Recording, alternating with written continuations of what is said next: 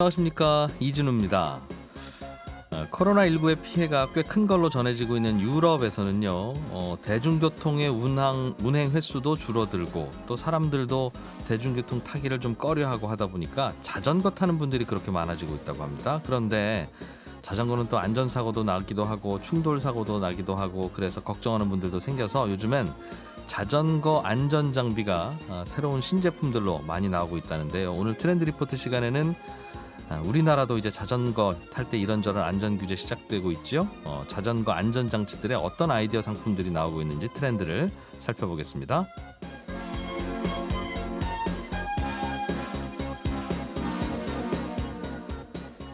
친절한 하나씩 코너에서는 최근에 대한항공과 아시아나가 합병한다 하는 소식이 들려오면서 마일리지 갖고 계신 분들은 내 마일리지는 어떻게 되는 거지? 궁금해하실 텐데 오늘 그걸 취재해 왔어요. 알려드리겠습니다. 공기업과 공공기관이 하는 일들에 대해서 알아보는 시간, 오늘은 겨울이 되면 더욱더 투자자들의 관심을 끄는 주식시장에서 상장되어 있는 공공기관인 한국지역난방공사에 대해서 알아보겠습니다. 11월 21일 토요일 손에 잡히는 경제, 광고 듣고 바로 돌아오겠습니다. 요즘 공용자전거 이용하는 분들이 많이 늘었죠. 자전거로 배달하는 분들도 있고 또 자전거로 출퇴근하는 분들도 많아졌고 자출족이라고 부르더군요.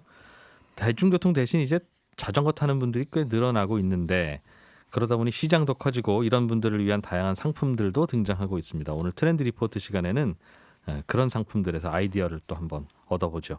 로그인디의 조현경 대표 나오셨습니다. 어서 오세요. 네, 안녕하세요. 유럽에서는 덴마크 같은 나라가 자동차 구입할 때 세금이 워낙 많아져서 네. 요즘에는 뭐 자전거 이용하는 분들이 그 동네에서도 더 늘어나고 있다고. 코로나19 때문이겠죠, 아무래도. 예. 네, 덴마크 같은 경우에는 자전거 도로가 잘 되어 있고 또 도로가 자전거 전용 도로를 포함해서 아예 3선으로 구분되어 있는 곳도 많다고 합니다. 네. 그리고 말씀하신 대로 뭐 덴마크 정부가 1977년부터 자동차 세금을 180%로 부과를 했다가 조금 낮추기는 했거든요. 2015년 들어서. 네. 그래서 우리나라 돈으로 약 3,200만 원 이상의 차를 구입할 때 세금을 150%를 내도록 하고 있습니다. 차값에? 네, 차값에.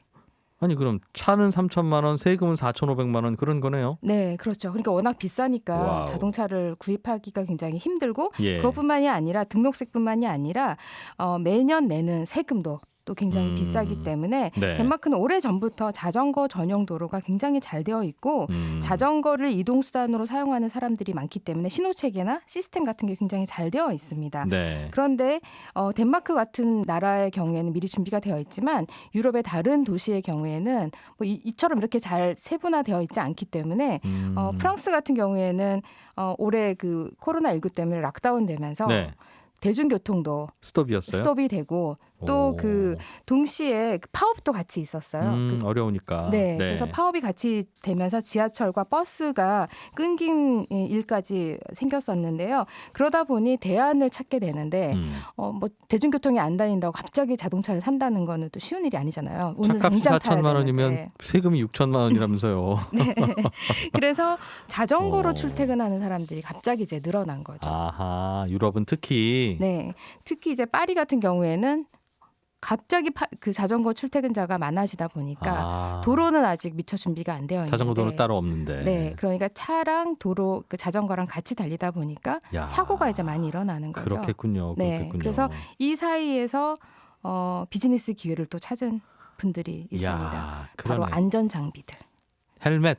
그렇죠. 그런 자전거 류. 전용 안전 장비들인데 네. 제가 오늘 소개해드릴 제품은 에어백입니다.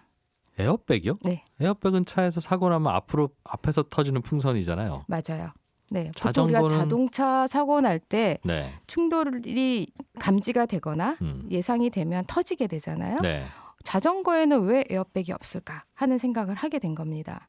보통 자전거를 타다 보면 맨몸으로 부딪히고 또 가장 많이 다치는 부분이 머리이고 또 다쳤을 때 심각한 그렇기도 하고 네. 자동차는 안전벨트가 있으니까 사고가 나도 그 안에 있으니 그 앞에서만 터지면 되는데 네, 자전거는 안전벨트 안 매고 타잖아요. 그렇죠. 그러니까 큰 사고 나면 자전거와 사람이 분리될 수도 있으니 네. 자전거에서 혼자 에어백 터져봐야 아무 의미가 없잖아요. 맞습니다. 그래서 저도 자전거를 탈 때 헬멧을 반드시 착용을 하거든요. 네. 예. 근데 헬멧만 착용한다고 될 게 아니라 보통 머리는 안 다칠 수 있지만 또 목이 다칠 수 있어요. 그렇죠. 네, 그래서 이번에 소개해드릴 제품은 헬멧이긴 한데요. 이 헬멧이 바로 에어백 역할을 하는데 평소에는 헬멧이 아니라 넥워머처럼 생겼어요. 그래서 넥워머를 착용하듯이 딱 착용을 했다가 움직임이나 또 추락이나 이런 것들이 예상이 됐을 때 네. 여기에서 에어백이 터지면서 이게 모자 형태로 머리까지 감싸주는 그런 제품입니다. 그러니까 보이지 않는 에어백 헬멧입니다. 갖고 오신 사진 보니까 평소에는 정말 헤드폰을 목에다 걸고 있는 거와 아주 유사하게 생겼네요. 네, 네. 그런데 뭔가 사고가 나면 마치 그 오버코트에서 그 모자 달린 코트에 있는 모자처럼 네, 그런 게 맞습니다. 갑자기 생긴다? 네.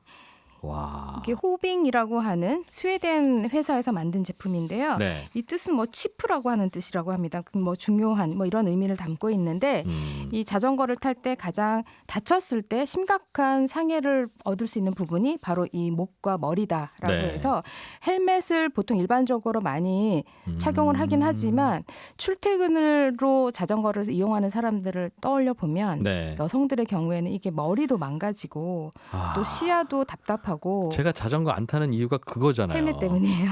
헬멧을 안 쓸 수는 없는데 헬멧을 쓰면 하루 종일 어떻게 정리가 안 돼요. 맞아요. 그리고 여름 같은 경우에는 굉장히 덥잖아요. 그래서 헬멧이긴 한데 이게 헬멧이 다쳤을 때 또는 부딪혔을 때만 헬멧 역할을 하면 좋을 것 같다. 평소에는 보이지 않고. 그러네요. 네. 그래서 그런 형식으로 고민을 하다가 바로 이 보이지 않는 헬멧이라는 거를 개발을 하게 되는데요. 이 회사는 스웨덴 회사에서 이제 만들었습니다. 스웨덴이 네. 이 제품이 만들어진 계기가 사실 이 아이디어가 나온 지는 꽤 됐는데 네. 이게 제품화 되기까지 약 7년이 걸렸다고 합니다.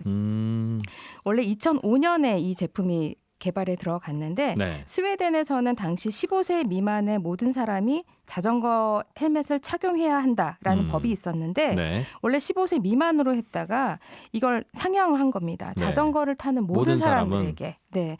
그러니까 이제 논쟁이 시작이 된 거예요. 어린이에게는 착용을 한다고 하더라도 성인들한테까지 이 반드시 헬멧을 씌워야 하느냐. 성인들 머리도 뭐 안 다치나요? 그래도 조금 안전에 좀 조심하지 않겠냐 이런 게 네. 있었던 거죠. 예. 그래서 당시 산업 디자이너였던 두 분이 이 문제를 놓고 보이지 않는 헬멧, 위험할 때만 터질 수 터지는 있는 헬멧. 에어백 헬멧, 그리고 자동차를 탈 때는 우리가 에어백이 터지는데 왜 예. 자전거에는 없을까? 이 고민을 하기 시작해서 이 제품을 만들어냈습니다. 와.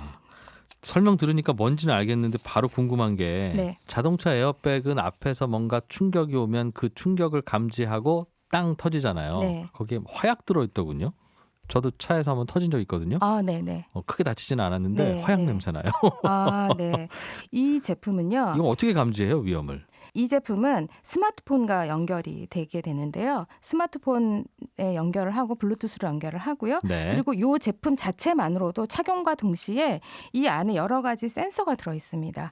그래서 이 평형 유지하는 것, 네. 그다음에 그 가속도계, 그리고 이제 그 GPS 이런 예. 것들이 들어 있어서 갑자기 심하게 기울어진다거나 또 속도가 갑자기 너무 빨라지면서 기울기까지 달라진다. 네. 그러면 이제 0.8초 만에 이 에어백을 터트리게 됩니다.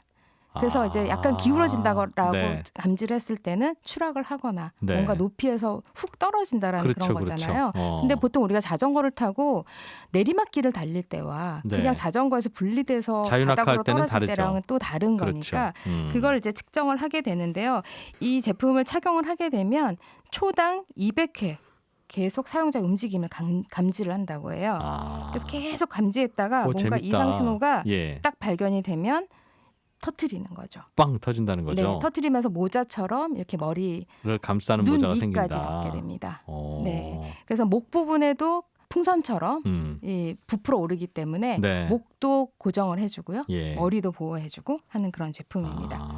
이게 갑자기 뭔가 위에서 툭 떨어지거나 확 그 변하거나 하는 걸 감지해서 네. 터진다. 제가 이 제품을 사실 작년에 그 체코 프라하를 갈 기회가 있었는데 거기에 한 백화점에서 이 제품을 봤었어요. 근데 저도 처음에는 이게 단순한 패션 액세서리인 줄 알았어요. 그냥 패딩 모자인가 이렇게 네. 봤었는데 네. 자세히 보니까 이게 에어백이라는 거예요. 세상에. 그래서 사실 이 제품을 사오고 싶었거든요. 저도 자전거를 타니까. 네. 그런데 한 번 에어백이 터지면 이 안에 에어백 그 터진 그 모자에 해당하는 그 부분을 다시 사용할 수가 없어요. 아, 그 자동차 내용- 에어백이랑 똑같네요. 네, 그래서 그거는 다시 교체를 해야 되는데 일회용이다. 네, 일회용입니다. 겉에 외부의 케이스는 계속 쓸 수 있지만 네. 내부에 있는 에어백은 일회용이기 때문에 이 에어백이 이 교체하는 비용이 약 50유로 정도 합니다. 원래 가격은 통으로는 얼마인데요? 299유로예요. 35만 원. 네. 그런데 에어백 한번 터지고 나면 에어백 바꾸는 데는 한 6만 원. 네, 그렇습니다. 야, 요건 그것만 조심하면 되겠네요. 다니다가 혹은 걸어 다닐 때도 차고 다닐 거 아니겠습니까? 네, 그러다가 앞에 이제 선생님이나 네. 혹은 선배님 오시면 안녕하세요 하고 갑자기 인사를 고개를 할 때. 확 숙이면 근데 그럼 그건 뭐 뻥 아주 고속에서 인사를 하거나 하진 않을 테니까 이제 달리는 자전거에서의 고속 상황, 가속대 다 해놨겠죠. 네, 그런 게 다 이런 되어 생활, 있습니다. 이런 움직임은 일상에서는 안 나와. 하는 거를 감지해서 네. 터지는 생각보다는 비싸지는 않아요. 저는 웬만하면 여기서 등장하는 건 비싼데 네. 저도 이 정도면은 한 30만 원이면 보통 헬멧은 좋은 거 사면 뭐 5만 6만 원부터 시작해서 좀 비싼 것도 한 있는데 10만 원 정도까지 있더라고요. 그런데 머리가 안 엉클어지고 네. 다닐 수 있다는 거면 좋은데요? 네, 무게도 음. 800g 정도 되는데 약간 무겁긴 하지만 네. 안전을 위해서 장착하는 넥워머 형식이라면 목걸이처럼 생겼기 때문에 네. 말씀하신 대로 머리나 이런 부분들을 그러네요. 헝클어뜨리지 않으면서 어차피 블루투스 연결할 거면 이어폰 기능도 같이 있으면 네. 내고모 상태에서 갖고 다니다가 음악도 들을 수 있고 스피커까지 되면 네. 뭐 살만할 것 같은데 그렇군요. 네, 그런가 하면 헬멧에 에어백이 장착된 제품이 있는가 하면 네. 이번에는 프랑스에서 개발한 제품인데요. 또 에어백을 장착할 수 있는 액세서리가 뭐가 있을까요? 아, 자전거용 에어백인데 네. 아까 얘기했던 목도리에서 펑 터지는 건 말고 네. 그래도 머리를 보호해야 된다. 그러면 어깨 어딘가에다가 뭘 어떻게 좀 해놓으려고 할 것 같은데요? 네, 이 제품은 예. 조끼입니다. 아하. 에어백 조끼인데 예. 이 회사는 헬멧은 그냥 써라. 헬멧은 그냥 평소에도 갖고 있는 헬멧도 있을 거고 하니까 네. 헬멧은 예. 쓰고 다니시고 에어백 조끼를 입고 있다가 이제 비상시에 이 조끼가 에어백처럼 터지게 되면서 부풀어 올라요? 네, 흉부랑 척추 이 예. 부분을 보호를 해주는 겁니다. 아, 어깨랑 목까지. 그러니까 머리를 제외한 목과 흉부, 척추까지 보호해주는 역할을 조끼가 합니다. 부풀어 올라서 네. 그 비행기 타면 구명조끼 이렇게 바람 불면 커집니다. 맞아요. 그거랑 똑같네요. 네, 굉장히 예. 비슷하게 생겼는데요. 예. 이 제품은 그 프랑스의 엘리트라고 하는 원래는 행글라이더와 오토바이 보호 장비를 만들던 업체라고 합니다. 그런데 갑자기 아까 말씀드린 것처럼 프랑스의 아하. 그 파리에서 갑자기 락다운되면서 자전거로 인한 교통사고가 네. 많이 일어났고 공식 그 자료를 보니까 가장 많이 다치는 부분이 흉부랑 척추 부분이었다라고 합니다. 프랑스 시민들 사이에서는 네. 예. 아무래도 자동차랑 부딪히고 막 그래서 그런 것 같아요. 그렇군요. 그래서 이 조끼에다가 에어백을 장착을 해서 위험 시에 이제 터지게 만들어서 흉부랑 척추를 보호해주는 그런 네. 제품을 이제 개발을 하게 됐는데요. 예. 이 제품은 좀 가격이 좀 많이 비쌉니다.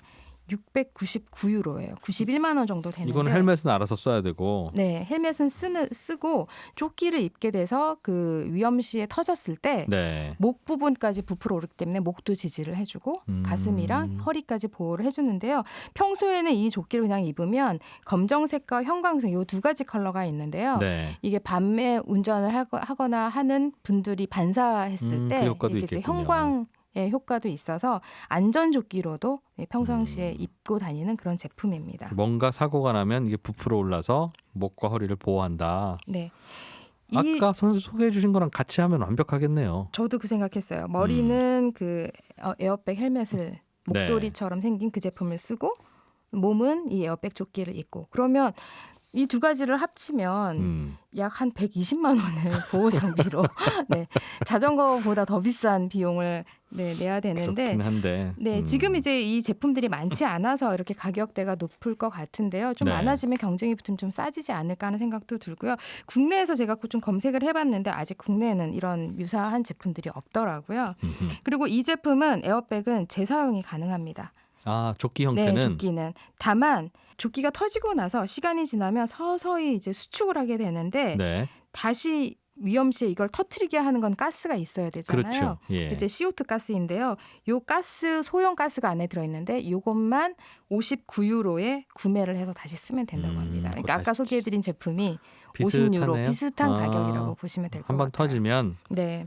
그러니까 조끼이기 때문에 사이즈도 옷처럼 구분이 되어 있어요. 네. 스몰, 미디움, 라지, 엑스라지 이렇게 구분이 되어 있고 아까 말씀드린 것처럼 블랙과 형광 컬러 두 가지인데 모두 안전조끼로 어두운 밤에서도 빛에 반사돼서 잘 보이는 이동하는 모습들이 잘 보이는 그런 조끼입니다. 그냥 그 자전거 탈 때 뭐 라이트를 켜기도 하는데 이런 안전조끼 그다음에 야광조끼 이런 것들을 평소에 입기도 하거든요. 예. 여기에 에어백까지 이제 추가를 한 거라고 보시면 될 것 같습니다. 들어있어서 이거는 얼마나 보호를 해주는지는 모르겠는데 비싼 이유가 있을 것 같아요. 잘 안 팔릴 것 같고 잘 안 네. 팔리니까 계단 가격이 비쌀 수밖에 없는 그리고 이제 이게 악순환이. 이걸 믿고 네. 장착을 하고 다른 안전 장치를 안 하고 있었는데 만약에 대비해서 사고가 났을 때 이게 터지지 않게 되면 아하. 이걸 오히려 더 많이 다칠 수가 있잖아요. 그래서 이 회사들이 가장 많이 투여된 그 비용이 실험이라고 해요. 그렇죠. 진짜 네. 터지느냐. 네, 과연 아무 이게 때나 잘 터지는 게 터지느냐. 아니어야 되기도 하고. 그렇죠. 제가 추락하지 않았는데 터지면 안 되니까 아까 말씀하신 것처럼 선생님한테 인사를 하는데 갑자기 뻥 터지면 안 되니까 정말 그럼 빵 터지겠군요. 정말 그 상황. 네, 그래서 이게 여러 가지 센서들이 장착이 되어 있다 보니까 그 센서와 서로 예. 통신하면서 이게 작동을 해야 되기 때문에 그런 거에 대한 실험하고 인증하는데 시간이 오래 걸렸다고 하고요. 이 조끼 같은 경우에는 조끼와 그 자전거 의자 안장에 부착하는 그 네. 감지기가 있는데요. 이 의자 안장에도 부착을 해야 되는 장치가 따로 있습니다. 그러니까 스마트폰과 통신하는 것이 아니라 그 안장과 이제 조끼가 멀리 떨어지면 사고 난 거다 이거죠. 네, 그렇죠. 그래서 그러면 이 통신을 하려고 그러면 안장에 장착한 그 감지기, 네. 감지기도 뭔가 배터리로 작동을 할 텐데 이걸 충전을 해야 하나 하는 생각도 드는데요. 이건 예. 5년에 한 번씩 충전을 하면 걸로. 될 정도로 그냥 입고 쓰시면 되는 그런 제품입니다. 조끼만 한 번씩 충전을 하면 되는데요.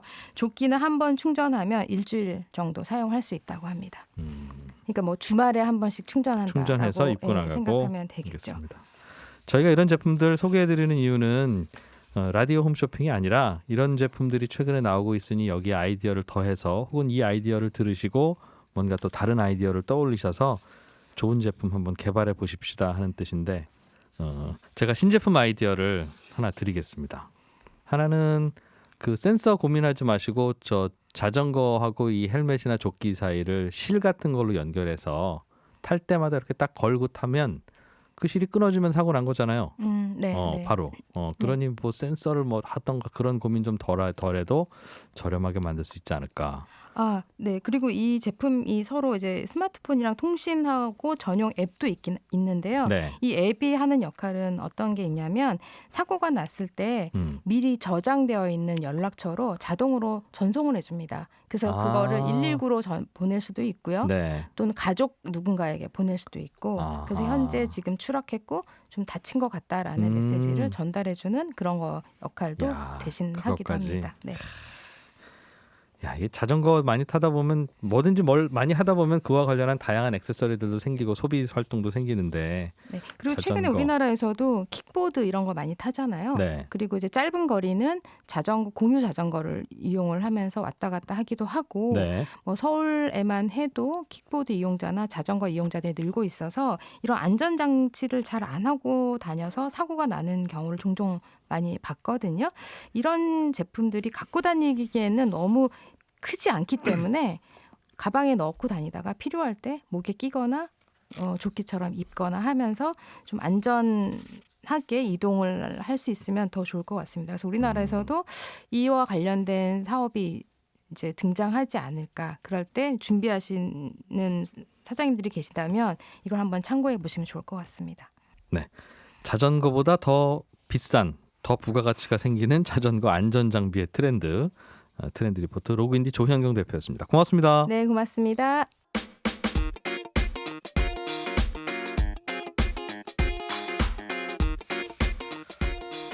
대한항공과 아시아나의 합병 소식이 전해지면서 그럼 여태껏 내가 쌓아놓은 마일리지는 어떻게 되는 건가 이거 궁금해하시는 분들이 꽤 있을 것 같습니다. 그래서 오늘은 두 항공사가 합병이 됐을 때 각 항공사가 운영해온 마일리지는 어떻게 바뀌는지 소비자들은 어떻게 움직여야 되는지 이거 좀 미리 알고 싶어서 친절한 하나씩 이하나 리포터가 출동했다가 돌아오셨습니다. 어서 오세요. 네, 안녕하세요. 아직 두 항공사는 합쳐질지 네. 아니면 그냥 양쪽 두 회사로 그대로 남아 있을지 그렇죠. 아니면 그냥 지금 나오는 얘기 없었던 얘기 될 건지 사실 아직 모르긴 몰라요. 그렇죠? 네, 그렇죠. 아직 정해진 게 없으니까요. 그럼에도 불구하고 우리는 그들이 뭐 어떻게 하는 건 내 관심 아니고 혹시 내 마일리지가 뭔가 흔들릴까 봐. 네, 그게 걱정이죠. 어떻게 된다는 겁니까? 일단 통합되면 마일리지도 같이 쓰게 될 텐데요. 아시아나 항공 마일리지가 대한항공의 마일리지 제도를 따라갈 확률이 지금 높은 것으로 예측이 됩니다. 예. 국토교통부에서는 아시아나 마일리지는 사용처가 부족했다. 그래서 소비자 불편이 컸는데 대한항공이 관련 제휴 서비스가 더 많으니까 오히려 소비자 편익은 증대될 것이다. 이렇게 밝혔는데요. 뭐 아직까지 구체적인 통합 방식은 논의 중에 있습니다. 그 진작 좀 고쳐주지 왜 이거 어쨌든 네. 이게 그럼 똑같이 이런 1마일을 그럼 같이 똑같이 전환할 수 있는 거예요? 금액 차이는 없고? 그게 항공업계에서는 이게 1대1 비율로 전환되긴 좀 어렵지 않느냐 이런 관측을 하고 있어요. 예. 왜냐하면 지금 상태로는 대한항공 마일리지 가치가 조금 더 시장에서 높게 평가되고 있거든요.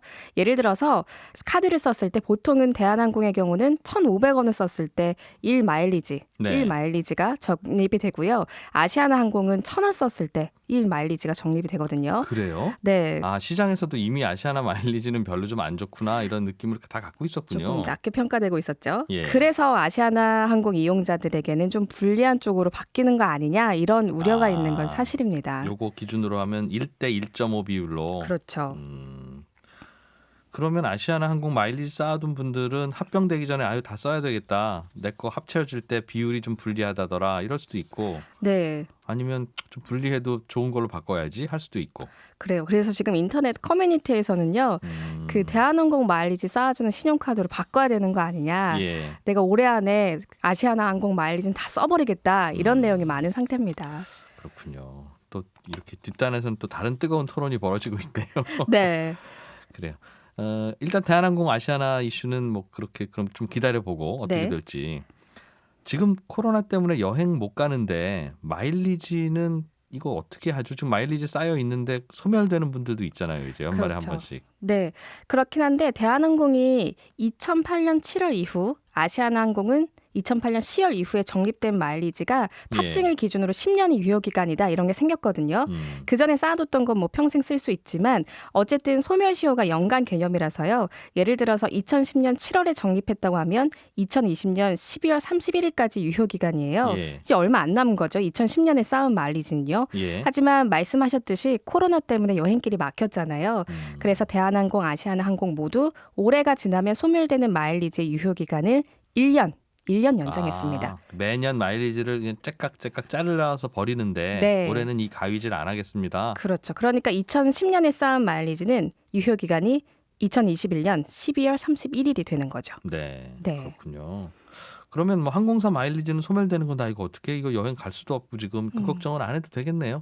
아직 1년 정도는 유예하셔도 됩니다. 내년 연말쯤 돼서 또 한번 고민해 보자. 네, 그렇죠. 그때는 이거 소멸시켜 준다고 하면 뭐 그때 다시 한번 네, 비행기표를 사놓고 뭐 계속 연장하는 방법도 있다고는 하더군요. 그렇죠.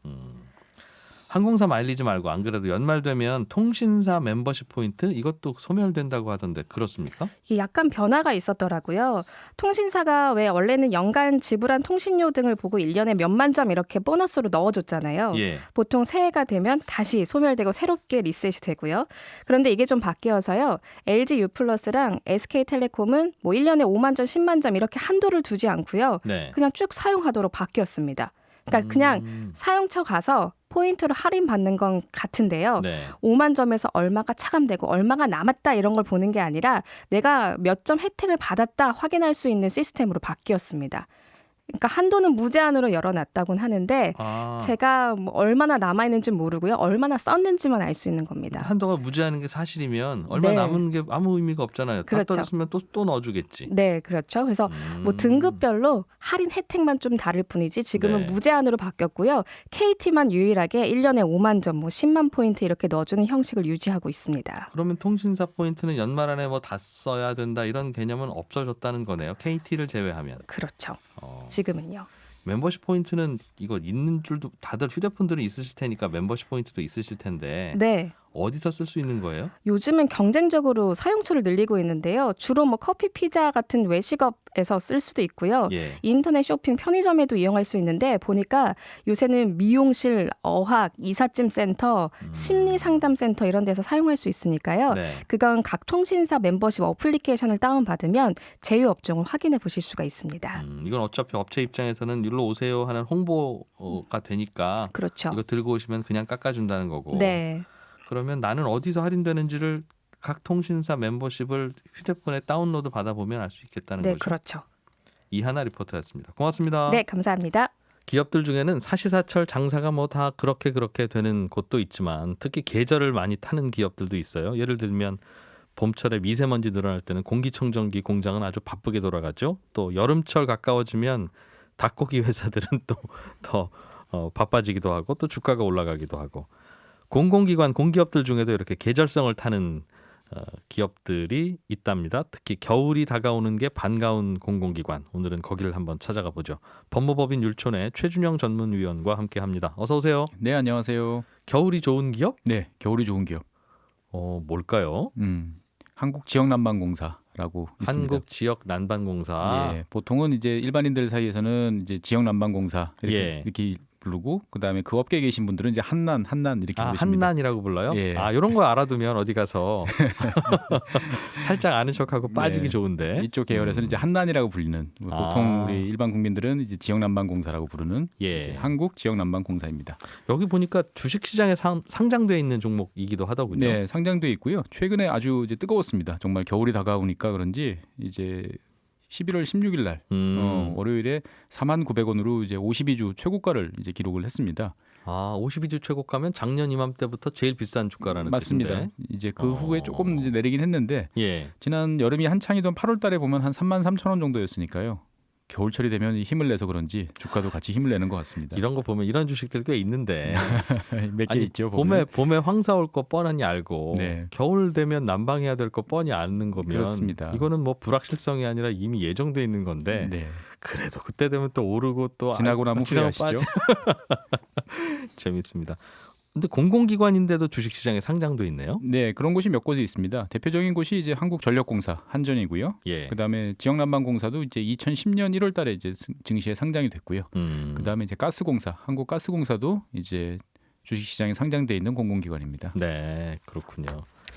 난방하는 곳인가요? 지역 난방공사는 뭐 네, 하는 맞습니다. 곳입니까? 말 그대로 이제 난방, 방을 따뜻하게 만들어주는 예. 그러한 일을 하는 곳이죠. 그건 보일러가 하잖아요. 그렇죠. 근데 이제 그 보일러를 개인이 각각 하면 이제 개별 난방이 되는 거고, 예. 아파트 단지 차원에서 하나씩 하면 중앙 난방이 되는 그건 거고. 관리사무소에서 켜주세요, 소장님 이러면 켜지는 거고. 예. 그다음에 이제 한 지역을 묶어가지고 넓은 신도시 하나씩 묶어가지고 하면은 이제 지역 난방이 되는 거죠.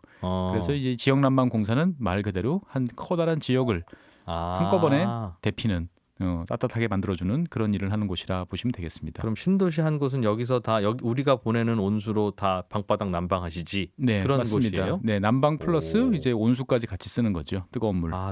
샤워할 때 쓰는 뜨거운 물. 네네. 그것도 보내주고. 네, 그래서 우리가 아파트를 옆에서 이렇게 지켜보다 보면 어떤 원통 같은 게 각 집마다 조금씩 튀어나와 있으면 개별 난방이라고 보시면 되고요. 그것이 없고 벽이 매끄럽게 돼 있으면 이제 지역 난방. 이렇게 보시면 되겠습니다. 연통 튀어나와 있으면 예. 집집마다 보일러 있으니까. 네, 맞습니다.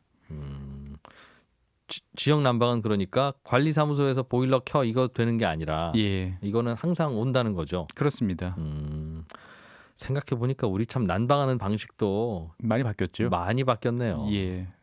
저도 어릴 때 보면 이제 학교에서 나무 조개탄 열심히 떼가지고 이제 난방을 하다가 학교에서도 이제는 보니까 다 전기 히터나 온풍기 이런 것들을 이제 사용을 하게 됐고요. 주택 경우에도 저 어릴 때 외갓집 가면 정말 옛날식 온돌이었거든요. 그러다가 연탄 뭐 석유 보일러 이런 거 하다가 지금은 다들 이제 가스를 하는 가스 보일러 또는 지역 난방 이렇게 바뀌고 있죠. 그래요. 교실에 난로 하나 있으면 난로 앞에 앉아 있는 친구는 항상 얼굴이 벌겋게 달걀오르고 난로랑 저기 멀리 떨어져 있는 곳에는 입김 나요. 네, 맞습니다. 저 왜 그랬는지. 개별적으로 난방하지 왜 굳이 지역 난방공사라는 걸 만들어서 집집마다 이렇게 보내게 됐어요? 예, 이 뭐 송경제 들으시는 분들은 잘 듣는 표현인데 규모의 경제라고 있죠. 한꺼번에 뭔가 하면 싸집니다 보면. 그래서 개별적으로 난방을 하게 되면 이제 그 일일이 개별 보일러를 다 설치를 해야 되고 공간도 필요하고 그다음에 효과적으로 연료비를 절감할 수 있는 요인도 좀 적게 되는 거죠. 한 곳에서 왕창 데워가지고 쭉 돌리면 훨씬 따뜻하게 이제 갈 수가 있고요. 온수의 원가가 떨어진다. 예, 맞습니다. 그게 대중 목욕탕이죠, 사실은. 그렇습니다. 그리고 이제 그 온수를 이제 난방을 위해서만 만드는 게 아니고 예를 들면 다른 목적, 전기를 만든다든지 하는 다른 목적으로 만들었다가 그 남는 온수를 이제 난방을 쓰게 되면 훨씬 더 저렴해질 수 있는 거죠. 아, 전기 만들려고 물을 끓였다가 기왕 끓인 물 전기는 다 만들었고. 예, 그런데 여전히 되는데. 그냥 버리기에 너무 뜨겁고 그러면 이제 옆 근처에 있는 지역에다가 이거를 배관을 다 연결해서 쭉 돌리면 난방이나 온수 쓰기에는 차고 넘치는 그런 것이 어떻게 보면 이제 지역 난방의 시초였습니다. 그러면 지역 난방은 우리 집에 따뜻하게 하려고 물 데우는 게 아니라 여기가 발전소예요? 처음에는 시작은 그랬습니다.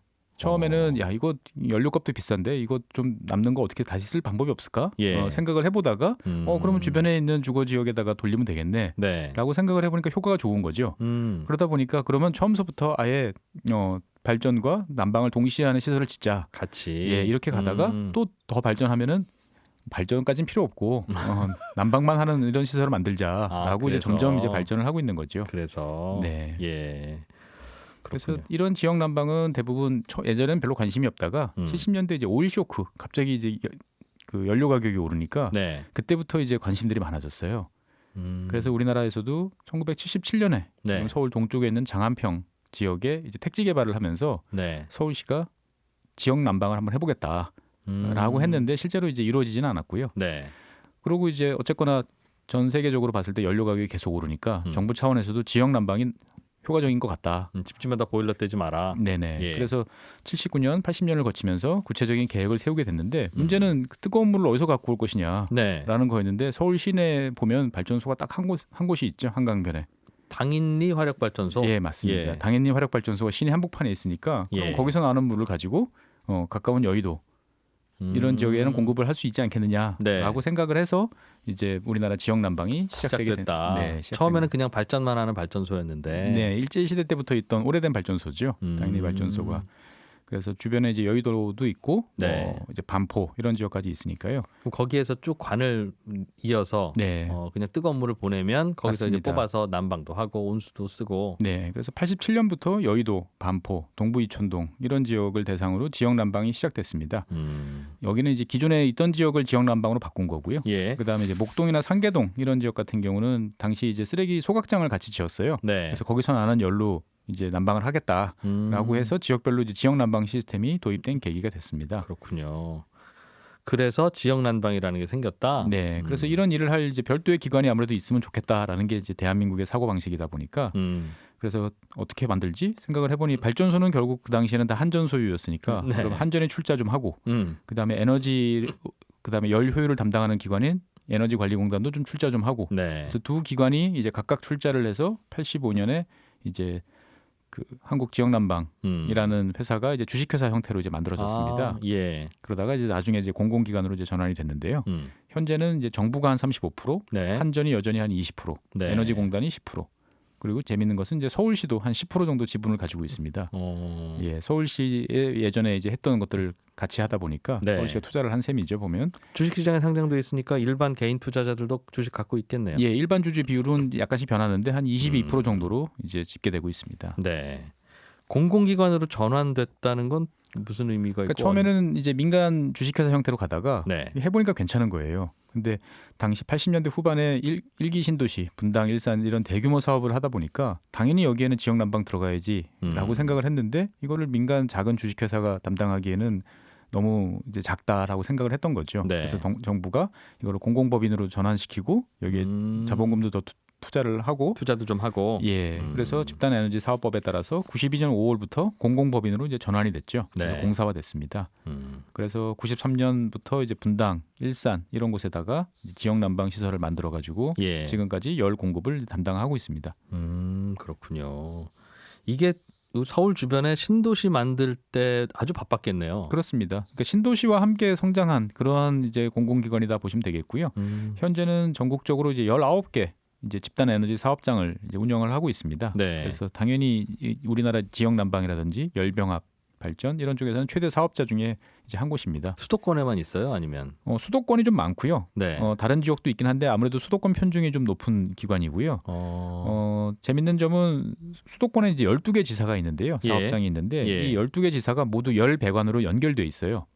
그러니까 파주 운정 신도시에서 이제 공급되는 뜨거운 물이 있으면 예. 이 일산을 거쳐 가지고 강남, 분당, 용인, 화성, 동탄까지 이제 연결돼 있어요, 다. 그러면 동탄 근처에 만들면 되는데 왜 저 파주에 있는 걸 갖다 써요? 이제 파주 수업도 갖다 쓰는 거는 아주 이제 이상적이거나 이제 예. 비상시를 이제 이야기한 거고요. 쓰려면 쓸 쓸 수 수 있도록 서로가 예. 그렇게 이제 돌리면서 이제 같이 할 수 있는 거죠. 인접 지역에 이제 어떻게 보면은 날이가 갑자기 따뜻해졌다. 이러면 수요가 줄 수 있지 않습니까? 그렇겠네요. 예, 그러면 그 중에서 열 효율이 제일 좋은 제일 일을 잘하는 기관 하나 시설 하나만 가동해가지고 거기서만 물 끓여서 다 보내. 주변 지역으로 돌려서 같이 쓰면 더 효과적일 수도 있는 거죠. 추워서 온수 많이 쓸 때는 여기저기서 다 돌려. 다 돌릴 수도 있는 거고요. 그러다 보니까 이제 저희는 잘 모르지만 저희 발 밑에는 이제 이런 뜨거운 물이 흐르는 관이 이제 수도권에는 다 서로 연결돼 그래요. 있는. 땅 밑으로 돌아다녀요? 예, 그렇습니다.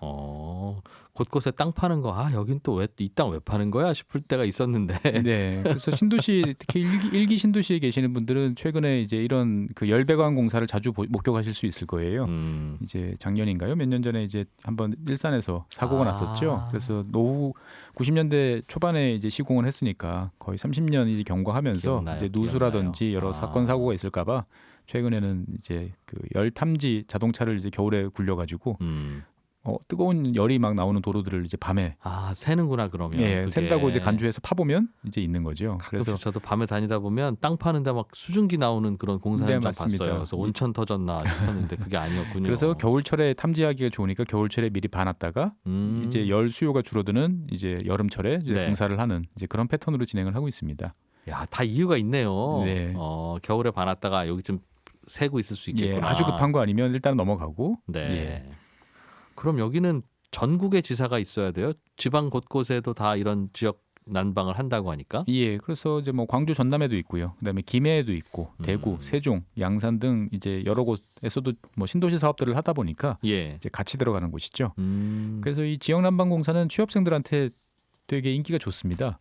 왜요? 왜냐하면 한전하고 좀 비교가 되는데요. 음. 이제 한전이라기보다는 발전 자회사죠. 네네. 발전 자회사들의 사업장들은 대부분 좀 오지에 있습니다. 발전소가 오지에 있으니까. 예. 근데 지역 난방 이 사업장들은 다 대도시 옆에 신도시 근처에 있구나. 수도권이나 아니면 신도시 근처에 있을 수밖에 없는 이제 그렇기 때문에 인기가 꽤 좋죠. 네. 예. 그래서 도시 생활을 선호하는 이들한테는 아무래도 이제 선호되는 그런 바로 그 신도시에 살고 출퇴근 좋으니까. 네, 맞습니다. 바로 그곳에 이제 거주하면 되니까요. 네. 여기는 그러면 돈은 어떻게 벌어요? 실제로 물 끓이는데 들어간 연료비 네. 이런 걸 비용으로 쓰고. 그러니까 연료비는 대부분 이제 LNG를 네. 통해서 이제 조달을 하고 있고요. 그다음에 저희가 내는 이제 관리비, 아파트 관리비에서 보면 네. 난방 난방 요금이죠. 온수. 예, 난방 온수비가 이제 이쪽으로 들어가는 거죠. 결국은 예, 별도로 청구하는 게 아니고 관리비에 같이 묶이지만 네. 지역 난방이 있는 곳은 이제 자동으로 이쪽으로 빠져나가는 그래서 이제 이렇게 되는 거고요. 그러다 보니까 이제 그 기업 규모는 상당히 큰 편입니다. 왜냐하면 이제 여러 곳에 대규모 시설을 갖춰야 되고 배관망도 운영해야 되고 하다 보니까 2020년 상반기 기준으로 자산 규모는 한 5조 7천억 원 정도 되고요. 네. 연간 사업 수입이 한 2조 4천억 원, 총 수입은 한 3조 원 정도를 벌어들이는.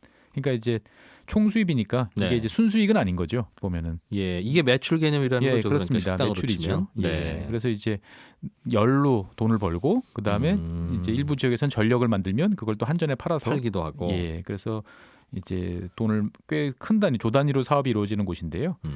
이제 대규모 장치에 대한 뭐 투자, 유지 관리가 계속되다 보니까 네. 업체 비율은 한 260% 정도로 조금 높게 이제 형성이 되고 있고요. 전체 직원은 한 2,100명 정도 수준입니다. 2,100명. 예. 꽤 큰 공기업 규모입니까? 예, 규모가 꽤 크고요. 예. 그다음에 이제 신입 사원도 이제 꽤 많이 채용하는. 그래서 2015년 이후로 매년 100명 이상을 꾸준히 채용을 하고 있기 때문에 이제 수험생들 입장에서 봤을 때는 아까 말씀드렸던 이제 야. 대도시와 수도권에 있다라는 이유까지 겹쳐가지고 많이도 뽑고. 예, 꽤 예, 선호되는 그런 기관입니다. 그렇군요. 본사는 분당 근처에서 지나가다 본 것 같은데. 네, 맞습니다. 거기가 본사예요? 예, 이렇게 아. 큰 공공기관은 대부분 다 지방으로 이전을 했는데 예. 아직까지도 수도권 이제 분당에 지금 이제 본사가 있고요. 네. 근데 이제 포털 위성 사진 등으로 찾아보면 안 나와요. 왜요? 예, 이게 국가 이제 기관 시설 중에 하나죠. 왜냐하면 이제 대규모 열을 담당하는 기관이다 보니까 진짜 거기 저 폭탄 떨어지면 예, 겨울에 난방 못 한다. 예. 그래서 일단은 수도권에 아직까지 계속 있는데 이제 2차 공공기관 이전 이야기가 나올 때마다 아무래도 덩치가 큰 기관이다 보니까 예. 여러 지자체에서 이제 유치를 희망하는 그런 기관이기도 합니다. 주식 시장에 상장돼 있다. 여기는 그러면 적자 날 일은 없겠네요. 예를 들면 비용은 어차피 뻔한데 예. 연료비에다가 인건비에다가 유지비인데 네네. 파는 연료를 싸게 팔 경쟁자가 없잖아요. 경쟁자들이 좀 있긴 합니다만 네. 이제 이 한국지역난방공사 한단이라고 부르는 이곳이 이제 제1위 사업자이기 때문에 네. 뭐 압도적인 시장 영향력을 행사를 하고 있고 그래서 이곳 때문에 다른 이제 민간 사업자들이나 다른 사업자들이 네. 어려움을 호소하는 경우들이 종종 있습니다. 그러니까 우리는 이제 지역 난방 그러면 대부분 다 지역 난방 공사가 한다라고 생각하지만 다 그런 건 아니고요. 네. 이제 GS 파워라는 이제 민간에서 하는 경우도 있고요. 거기가 지역 난방도 예, 해요. 그러니까 일기 신도시 중에 이제 평촌 같은 곳은 이제 GS 파워가 이제 담당을 하고 있고요. 지역 난방공사는 안 하고. 예, 예. 케이블 TV처럼 지역별로 이제 있습니다. 우리가 선택을 할 수가 없는 이제 그런 예. 상황이죠. 예. 그다음에 서울시 같은 경우는 예전에부터 이 목동이나 이걸 직접 해왔기 때문에 서울에너지공사가 또 별도로 사업자로 나서고 있어요.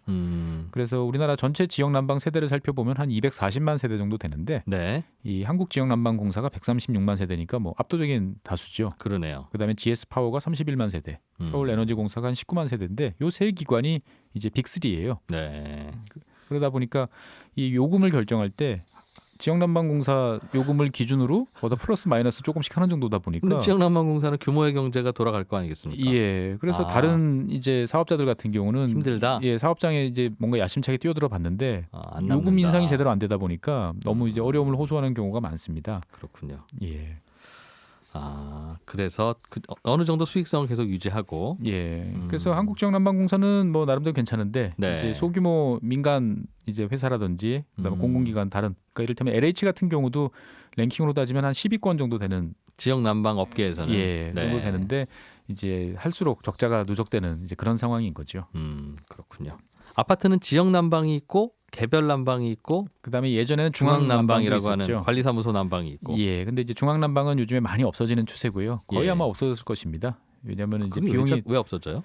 이게 이제 중앙 난방을 하다 보면 이제 비용이 상당히 좀 많이 나오는 경향이 있고요. 그다음에 오히려. 나는 별로 틀고 싶지 않은데 예. 그럴 수도 있고. 네, 여러 가지 요인이 있어서 우리가 지역 난방, 개별 난방, 중앙 난방 세 가지를 비교해 보면 중앙 난방이 항상 제일 비싸게 나와요. 그래서 이제 요금이. 80년대 지어진 많은 아파트들이 이제 90년대, 2000년대 거치면서 이제 개별 난방 전환 공사를 했죠. 바꾸든가. 예, 그래서 베란다에 가스 보일러를 들여놓고 이제 개별적으로 하는 그래서 굴뚝만 남아 있는 이제 그런 아파트 단지들이 종종 있습니다. 야, 이것도 들어가니까 참 재밌군요. 네, 이런저런 재밌는 분야입니다. 사연도 있고. 네, 법무법인 율촌의 최준영 전문위원이었습니다. 고맙습니다. 네, 감사합니다. 네, 토요일에 준비한 손에 잡히는 경제 오늘은 여기까지입니다. 저는 일요일 아침 8시 5분에 또 찾아오겠습니다. 이진우였습니다. 고맙습니다.